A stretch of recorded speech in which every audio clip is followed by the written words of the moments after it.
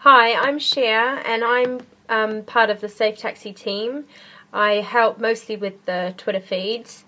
I also do a bit of admin on Save Our Black Taxis, but I'm sending out a personal message from me, really, on behalf of myself, my family, and I'd like to ask whoever hasn't pledged to please pledge towards action for Cabbies. We need to take TfL to court. We need to show that this is an ongoing breach, that they should never have granted Uber a license, that it was an unlawful decision. And we have the best lawyers, the best PR firm, the best QC that we can find, and it's going to cost money, and it has to be done. And this is the final push now, and we really need to fundraise. We've got a deadline of the 14th of March, but if you're going to pledge, you really need to do it now, over the next few days and weeks. Don't leave it till the last minute.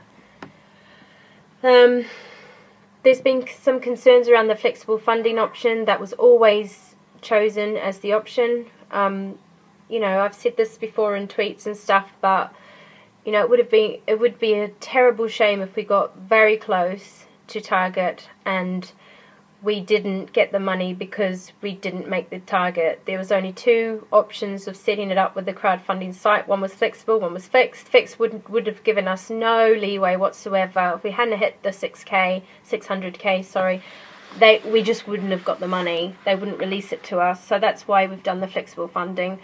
It was honest, sensible, and the practical solution to our issue.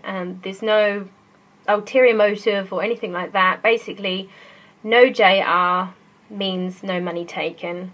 If we can withdraw the money just short of the 600k and make out some kind of deal with the law firm saying, make a start and we'll get the rest later, once everybody's enthusiasm's been buoyed and everybody realizes, hey, this is really going to happen, then, that we needed that option.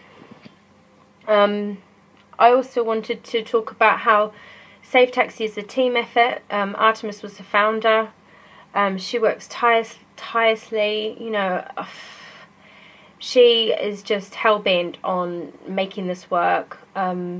She comes from a law background, and she knows that this is the right thing for us to all do. And, she has a dedicated team of wives, girlfriends, partners, female cabbies, daughters of cabbies. There's 13 of us, I think, and we're just, we're a force for good. There's no ulterior motive. There's no, you don't need to worry. You can trust us. We've built up a strong, faithful relationship with those on Save Our Black Taxis in the Facebook group. People there know us. They know how we work. We've proven time and time again, when we've said we're going to do something, we do it. And I just feel like we really need to pull together. We've got to do this, and I can't see any other way out of this. This is all these half measures, all these bones that TfL keep throwing towards, in our direction with consultations and all of that. It's, no, we've got to say no, this is enough. We've got to actually make a stand. We need to see TfL in court.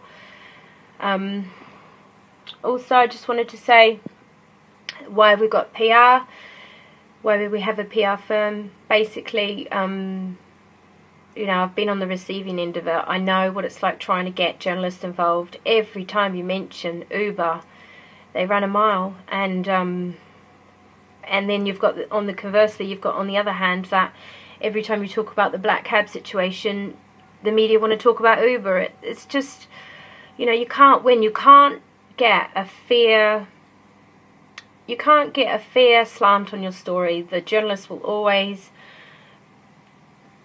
portray it the way that's, makes headlines. And until we got Red Leaf on board, we didn't really get anywhere with our story. And as soon as they came on board, Artemis's blog and the interviews and the action for Cabbies went worldwide. It was reported literally worldwide, and we're just, it's ongoing. We just need the PR. And also, when we do if we do end up in court, with TFL. We're going to need them big time, okay?